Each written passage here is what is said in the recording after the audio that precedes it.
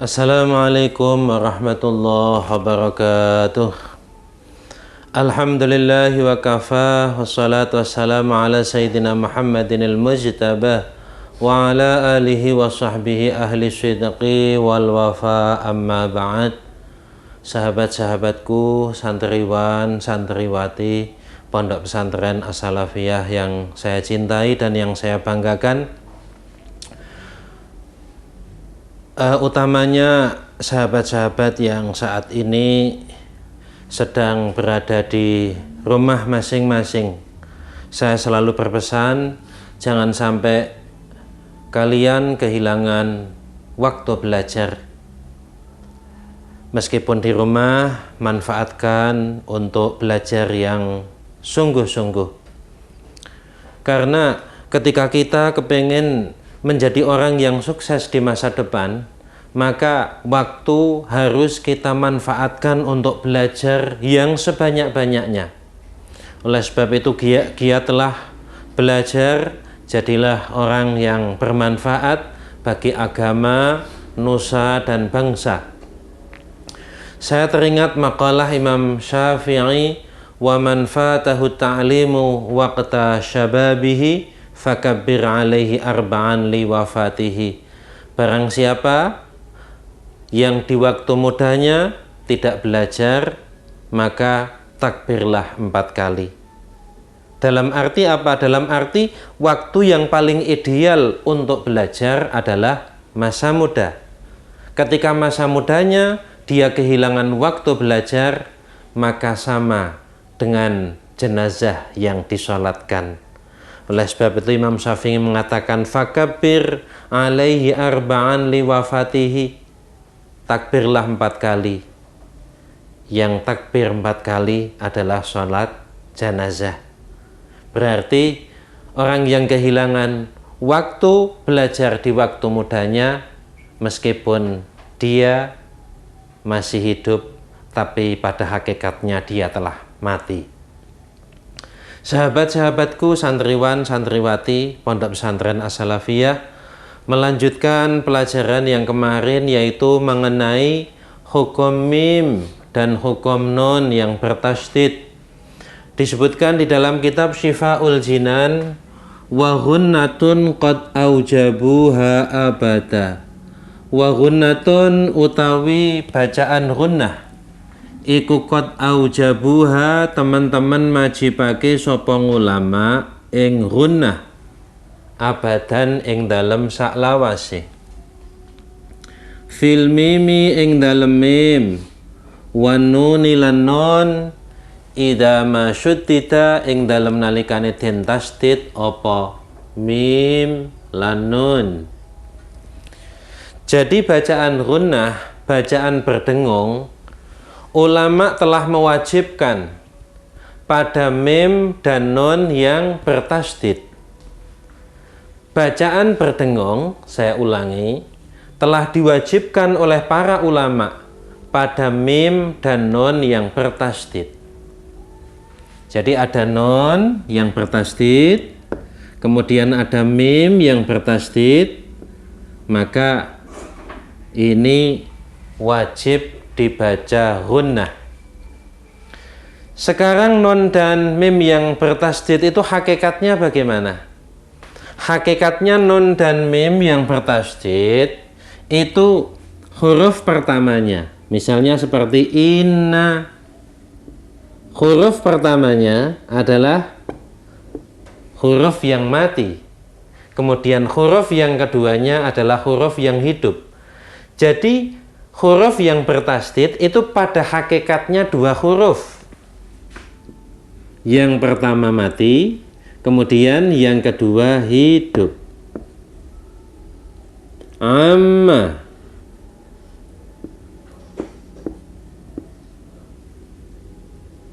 Ini kalau kita misalnya seperti summa,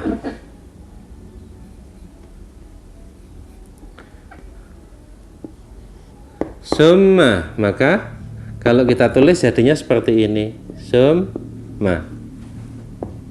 Jadi huruf nun yang bertasydid dan mim yang bertasydid pada hakikatnya adalah huruf dua, yang pertama mati dan yang kedua hidup.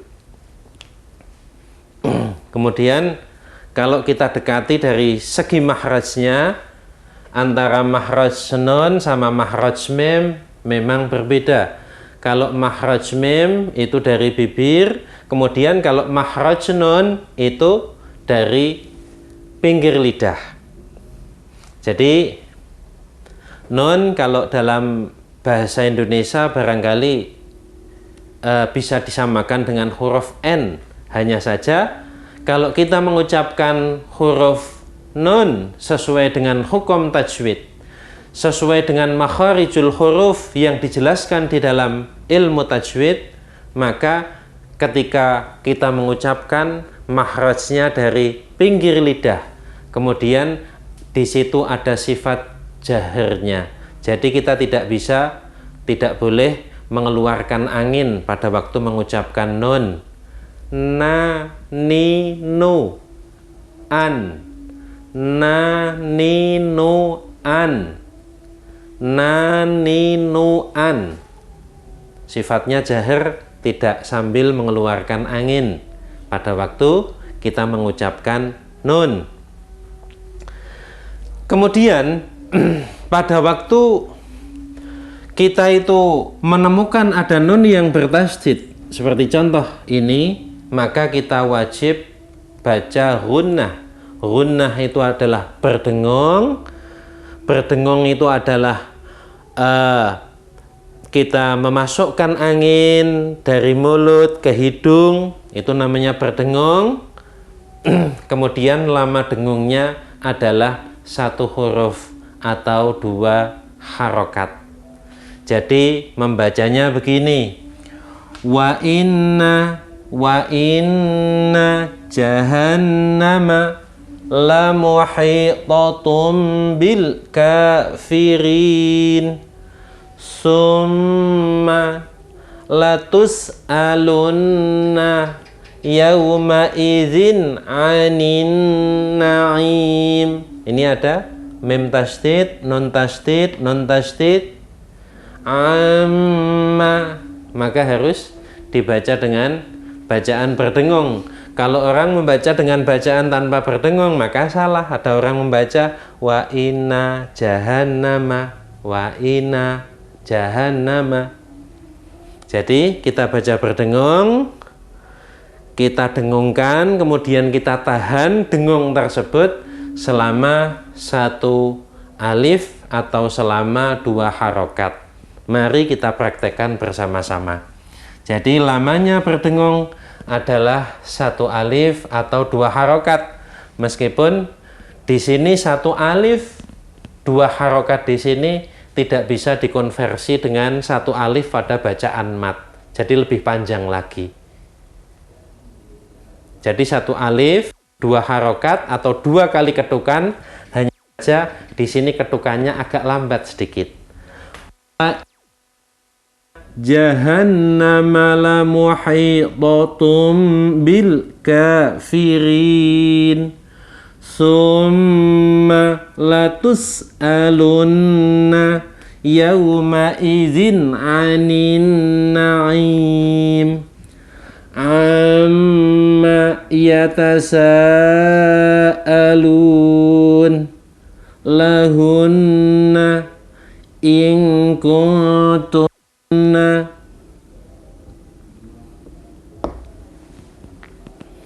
Paham adik-adik semua ya? Hunna libasul lakum walakum libasul lahunna. Maka di sini ada hunna, lahunna, harus dibaca dengan bacaan berdengung. Maka para ulama memberikan penjelasan di sini dengan dawuh qad aujabuha. Qad aujabuha, teman-teman majibake sapa ulama ha ing gunnah. Berarti membaca gunnah, membaca dengung pada non yang bertasydid dan mim yang bertasydid itu adalah wajib. qad aujabuha. Teman-teman majibake sapa ulama ha ing hunnah, berarti hukum membaca hunnahnya itu adalah wajib. Saya ulangi lagi. Kemudian bacaan hunnah itu apa? Tadi sudah saya jelaskan bahwa bacaan hunnah itu adalah menekan udara atau angin dari mulut ke hidung. Itu bacaan hunnah. Kemudian ditahan. Lamanya menahan atau lamanya bacaan hunnah itu berapa? Disebutkan tadi 1 huruf atau 2 harokat. Hanya saja 1 huruf atau 2 harokat di sini tidak bisa disamakan, tidak bisa dikonversi seperti bacaan apa itu 1 huruf atau 2 harokat yang terdapat pada mad tabi'i. Misalnya seperti ini, la muhitatum, ini kan mad tabi'i. Misalnya seperti ini, tidak bisa disamakan. Jadi bacaan 1 alif atau 2 harokat pada hunnah itu 1 alif 2 harokat atau 2 kali ketukan, hanya saja ketukannya agak lamban sedikit, begitu. Kemudian ketika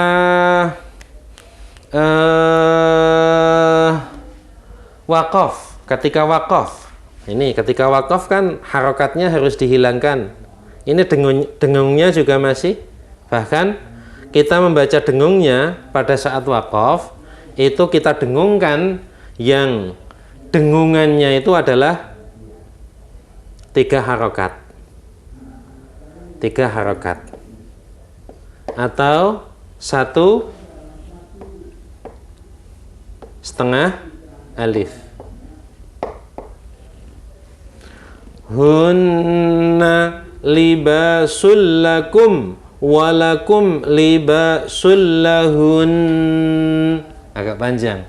Walakum libasul lahun. Ada yang bacanya hunnahnya disamarkan atau dihilangkan, itu salah. Walakum libasul lahun. Waqaf seperti ini tetap harus dibaca hunnah, bahkan hunnahnya lebih lama pada saat waqaf. Pada saat waqaf seperti ini, waqaf, maka hunnahnya bisa disebut 1,5 alif atau 3 harokat. Coba kita praktekkan lagi. Misal, contoh, wa inna jahannama la muhitatun bil kafirin summa latus'alunna yawma idzin na'im amma yatasaalun amma yatasaalun lahunna in kuntunna, non tasdid, in kuntunna. Jadi dibaca hunnah 1 alif atau 2 harokat. Kemudian ketika waqaf, maka bacaan hunnahnya lebih lama, yaitu 1,5 alif atau 3 harokat. Kalau ini tadi dalam kondisi tidak waqaf, dalam kondisi wasol, dibaca sambung atau terus. Kalau ini dibaca waqaf, dibaca berhenti. Hunna libasul lakum walakum libasul lahun.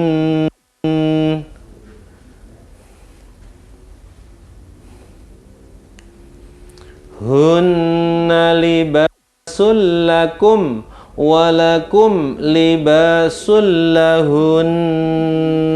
Agak panjang lagi. 3 harokat atau 1,5 alif. Adik-adik, santriwan, santriwati Pondok Pesantren As-Salafiyah,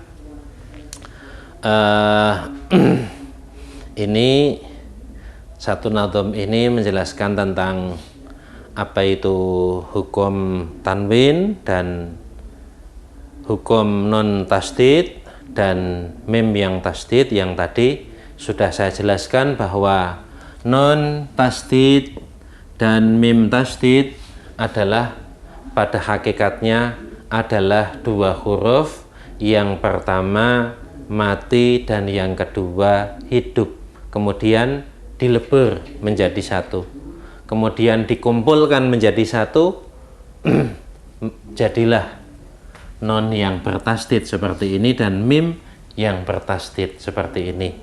Ini non tasdid dan mim tasdid memiliki konsekuensi hukum yang sama, yaitu wajib dibaca dengan bacaan gunnah, dengan bacaan berdengung. Wa inna summa amma latus alunna lahunna in kuntunna. Jadi wajib dibaca dengan bacaan gunnah, satu alif dua harokat, tapi ketukannya tidak terlalu cepat, ketukannya agak dilambatkan. Demikian santriwan santriwati Pondok Pesantren As-Salafiyah, materi yang bisa kita berikan pada malam hari ini, mudah-mudahan kita bisa menyerap dengan baik dan kita bisa mempraktekkan dengan benar. Barangkali hanya ini saja yang bisa saya sampaikan. Allahul muwaffiq ila aqwamit thoriq wa huwal hadi ila sawa'is sabil. Wassalamualaikum warahmatullahi wabarakatuh.